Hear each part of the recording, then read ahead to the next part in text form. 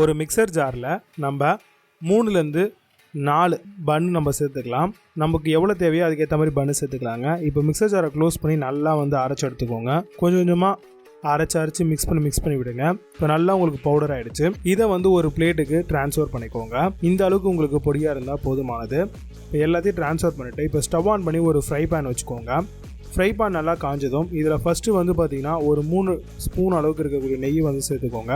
நெய் நல்லா மெல்ட் ஆனவுடனே இதில் பாதாம், முந்திரி, பிஸ்தா, வால்நட்டு, பேரிச்சம்பழம் எல்லாத்தையும் இந்த எண்ணெயில், அதாவது நெய் இருக்குது இல்லையா, அதில் வறுத்துக்கோங்க. நீங்கள் எண்ணெய் இருந்தாலும் எண்ணெயிலே வறுத்துக்கோங்க.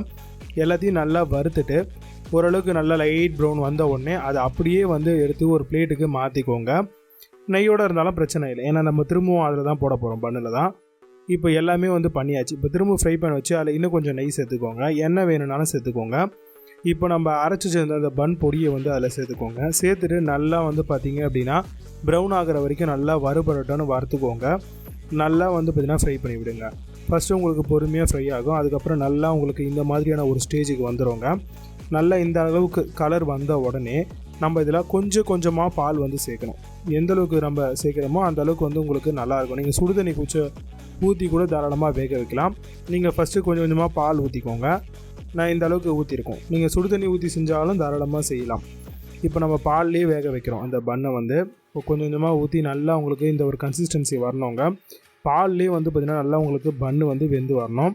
இப்போ இந்த அளவுக்கு பார்த்திங்கன்னா உங்களுக்கு வெந்து நல்லா குழஞ்சி வரும். இந்த டைமில் பார்த்திங்க அப்படின்னா நம்மக்கிட்ட நாட்டு சர்க்கரையோ இல்லை வெள்ளைத்தூளோ இருந்தது அப்படின்னா அதை பார்த்திங்கன்னா நம்ம ஒரு அரை கப்பு அளவுக்கு தாராளமாக சேர்த்துக்கலாம். ஸ்வீட் எவ்வளோ வேணுமோ அந்த அளவுக்கு நீங்கள் சேர்த்துக்கோங்க. சேர்த்துட்டு அது நல்லா மெல்ட் ஆகிடும். இதுவே வெள்ளமாக இருந்தால் பாகு எடுத்து, அதாவது வெள்ளத்தை கரைச்சிட்டு அதுக்கப்புறம் நீங்கள் ஊற்றுற மாதிரி இருக்கும். இப்போது கொஞ்சம் கொஞ்சமாக நம்ம நெய்யும் சேர்க்குறோங்க. அப்போ தான் நல்லா உங்களுக்கு திரண்டு வரும். இந்த இடத்துல பார்த்திங்கன்னா நல்லா பார்த்திங்கன்னா சேட்டை பண்ணி விடுங்க. நல்லா மிக்ஸ் பண்ணி விடுங்க. நல்லா மிக்ஸ் பண்ண உங்களுக்கு நல்லா வரும். இந்த மாதிரி நல்லா பார்த்திங்கன்னா மிக்ஸ் பண்ணி விடுங்க.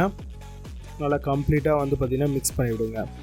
இந்த அளவுக்கு நல்லா பார்த்திங்கன்னா மிக்ஸ் ஆகி உங்களுக்கு திரண்டு வருங்க. நல்லா திரண்டு வரட்டும்.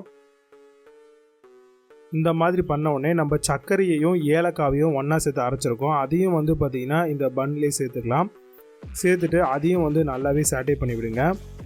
சேட்டை ஆனதும் இதில் பார்த்திங்க அப்படின்னா நம்ம வச்சுருக்கக்கூடிய அந்த நட்ஸ் எல்லாத்தையுமே பார்த்திங்கன்னா தாராளமாகவே சேர்த்துக்கலாம்.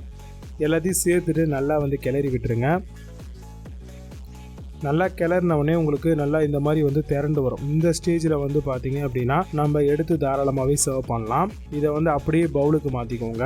இப்போ சூப்பரான டேஸ்டியான பன் அல்வா பக்காவாக ரெடி ஆயிடுச்சு. கண்டிப்பாக ட்ரை பண்ணுங்கள்.